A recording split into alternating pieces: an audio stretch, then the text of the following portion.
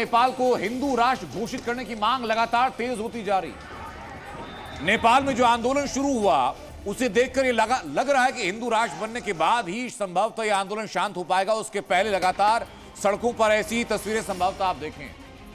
28 मार्च से शहर शहर प्रदर्शन हो रहा है। हिंदू राष्ट्र के नाम पर जो चिंगारी भड़की वो कभी भी ज्वालामुखी बनकर फूट सकती है, यही कयास है। लेकिन इस रिपोर्ट में दिखाता हूं आपको A to Z सारी डिटेल कि राजशाही की मांग क्यों हो रही, इस मांग को लेकर के कौन सा तबका है जो सड़कों पर है और मौजूदा सिस्टम है वो कैसे टैकल कर रहा है, और चीन का रोल इस पूरे घटनाक्रम के पीछे क्या है।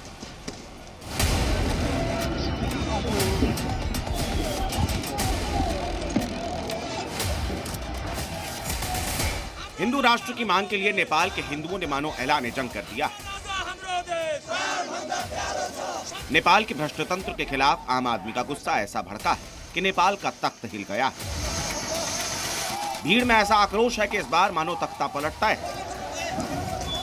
लगातार 3 दिन से विरोध प्रदर्शन की तस्वीरें सामने आ रही हैं। राजशाही की मांग को लेकर जली ये ज्वाला शांत होती दिख नहीं रही। हामीले चाहिँ राजतन्त्रै चाहिन्छ, किनभने राजनीतिक पार्टीहरूले धेरै देशमा चाहिँ कुनै पनि परिवर्तन नआएको हुनाले मलाई त राजतन्त्रै ठिकै राम्रो लाग्छ। किन राजा हुँदा नि शान्ति हुन्थ्यो, व्यवसाय गर्नलाई पनि सजिलो थियो। काठमांडू में विरोध प्रदर्शन हिंसक हो चला है। राजशाही समर्थकों और सुरक्षा बलों के बीच हिंसक झड़प के दौरान 2 लोगों की मौत भी हो गई, जिसके बाद काठमांडू के कई इलाकों में कर्फ्यू तक लगाना पड़ा। प्रदर्शनकारियों को काबू करने के लिए सेना ने भी मोर्चा संभाला है। लेकिन नेपाल में हिंसा की आग भड़काई किसने? क्या इसके लिए पूर्व राजा ज्ञानेंद्र जिम्मेदार हैं, या फिर ओली सरकार, या फिर कोई और? ये बड़ा सवाल है। हालांकि सबसे ज्यादा सवाल ओली सरकार पर उठ रहे हैं। ये हिंसा के बाद कई पॉलिटिकल रिएक्शंस देखे जा रहे हैं। रूलिंग और ऑपोजिशन पार्टीज दोनों ने ही पूर्व किंग ज्ञानेंद्र शाह को दोषी ठहराया है। उस दिन की हिंसा की वजह से कई बिल्डिंग से जला दी गई, कई बिल्डिंग में पत्थरबाजी हुई है।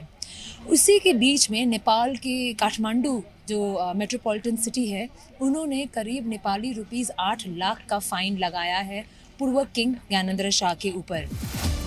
आरोप है कि हिंदू राष्ट्र और राजशाही की डिमांड से ओली सरकार डर गई है। इसीलिए ओली सरकार ने राजशाही और हिंदू राष्ट्र को लेकर चल रहे आंदोलन को भड़काया, ताकि हिंसा का नाम देकर पूरे आंदोलन को कुचला जा सके। तभी तो ओली सरकार पूर्व राजा ज्ञानेंद्र को लेकर एक्शन मोड में है। पहले पूर्व राजा पर हिंसा भड़काने का आरोप लगाकर उन्हें नजरबंद किया गया, फिर उनका पासपोर्ट जब्त किया गया, हिंसा में हुए नुकसान की भरपाई के लिए जुर्माना भी लगाया गया, और अब पूर्व राजा ज्ञानेंद्र पर गिरफ्तारी की तलवार लटक रही है। दरअसल नेपाल में पिछले कुछ समय से राजशाही को वापस लाने की मांग बढ़ी है। नेपाल के पूर्व राजा ज्ञानेंद्र शाह भी इसमें काफी एक्टिव नजर आए। नेपाल के लोग देश में राजा लाओ, देश बचाओ को लेकर आंदोलन कर रहे हैं।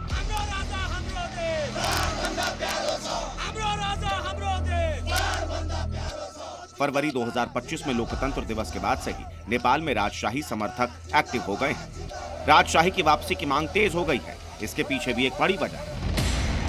साल 2008 में नेपाल हिंदू राष्ट्र से सेक्युलर बना। 2008 से अब तक 17 साल में 13 प्रधानमंत्री बदल चुके हैं। तब से अब तक देश में बेरोजगारी बढ़ी है। मंत्रियों पर भ्रष्टाचार के आरोप लगातार लगे हैं। यही वजह है कि अब जनता फिर से राजा को तख्त ताज देना चाहती है। राजशाही की वापसी की वजह नेपाल में चीन की दखल भी है। माना जाता है कि राजशाही को खत्म करने के पीछे चीन का बड़ा हाथ है। चीन राजशाही की वापसी रोकने के लिए दोनों मुख्य कम्युनिस्ट पार्टियों को एकजुट करने की कोशिश में भी है। इसके अलावा चीन ने नेपाल में अपनी पकड़ को और तेज करने के लिए मैंडरिन भाषा को बढ़ावा दिया। इसके लिए 9000 टीचर्स भी नेपाल भेजे। लेकिन चीन और नेपाल की कम्युनिस्ट पार्टियों की साजिश जनता समझ चुकी है, और एक बार फिर नेपाल में राजशाही की वापसी के लिए लड़ाई शुरू हो गई है। और इस आंदोलन को देखकर यह अंदाजा लगाया जा रहा है कि नेपाल जल्द एक बार फिर हिंदू राष्ट्र घोषित हो जाएगा। ब्यूरो रिपोर्ट, जी मीडिया।